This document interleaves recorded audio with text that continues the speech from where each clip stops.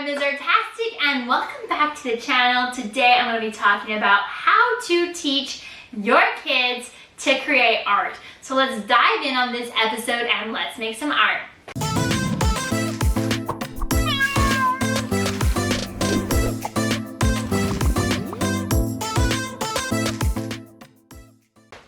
Number one is to provide your child or your children, your family members with a variety of materials and art mediums. So let them just explore and create some process over product art, right? So we're valuing their process, we're valuing their exploration, we're valuing them make art that is a reflection of their human condition, a reflection of their interest versus the product, what it's going to look like at the end. Is it all perfectly grass is blue, grass is green and the sky is blue and you have no white space left over?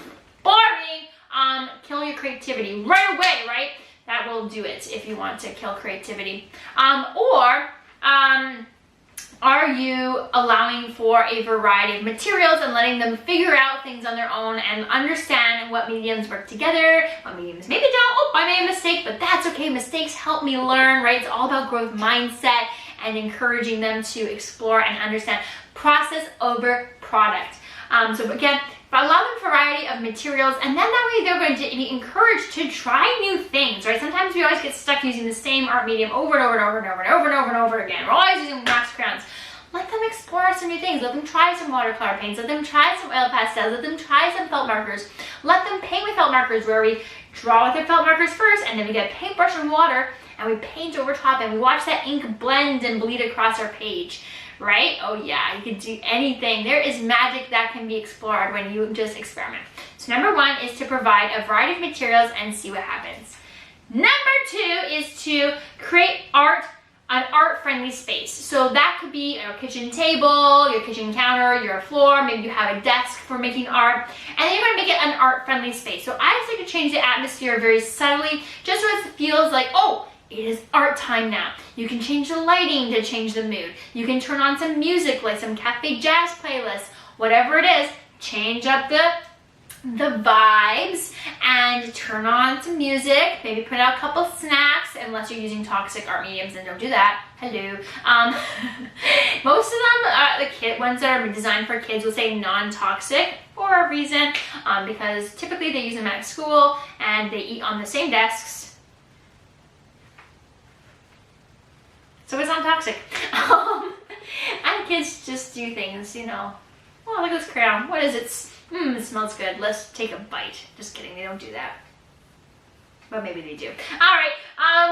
I have seen things. Anyways, so basically what I'm trying to say is to create an art-friendly space, get some vibes. Maybe you guys got some aprons, put out a tablecloth, and just create an art-friendly space. That way you're ready to go. I like to have an art tub with all my supplies in it ready to go, so that way it's super easy, and it makes it, if there's less friction to getting started, you're going to be more committed to doing it.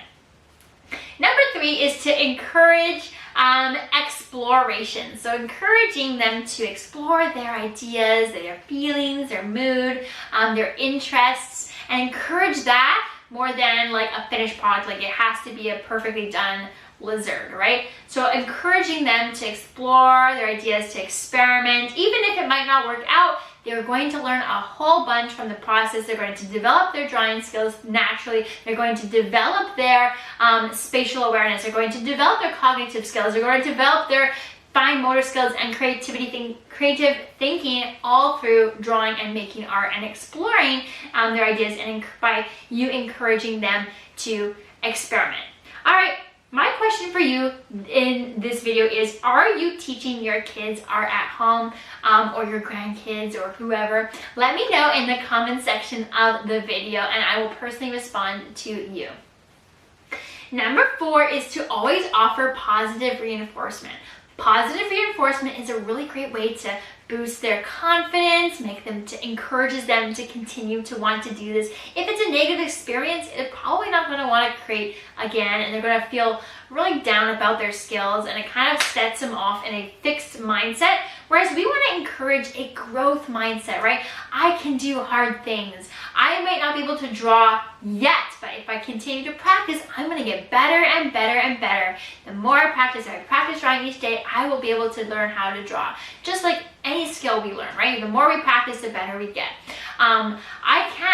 I can do hard things. If mistakes are okay, if I can learn from my mistakes. So that whole growth mindset, positive reinforcement is what we really want to encourage them to have, right? To encourage that in order for them to continue to want to make art, to grow as young artists. Number 5 is to introduce concepts gradually. So instead of exploring all the things at once, like focus on like pencil skills and value for a while, but then transition into maybe some techniques in oil pastels, and then practice those different techniques for a while, right? So gradually starting off at some easier mediums, and then gradually, and spend time with it, and then gradually introduce new ones and new skills over time instead of all the things all at once, and then they're like, whoa, this is like way too much, right? So introduce concepts gradually. And then finally, if you're looking for a program that's going to provide you with a direction of how to get started in drawing and making art, and then provide you with an art resource library full of different video art lessons, with 5 new art lessons added every single month to encourage creativity and to spark new interests and to keep things exciting for kids, then check out my Artastic Kids online streaming art membership. Is my membership that's going to provide you with hundreds of art lessons, video art lessons for your entire household. What membership is good for your entire household? That means that you can access art lessons anywhere, anytime from your home, for an unlimited amount, right? So you can do 1, you can do 100 if you really wanted to.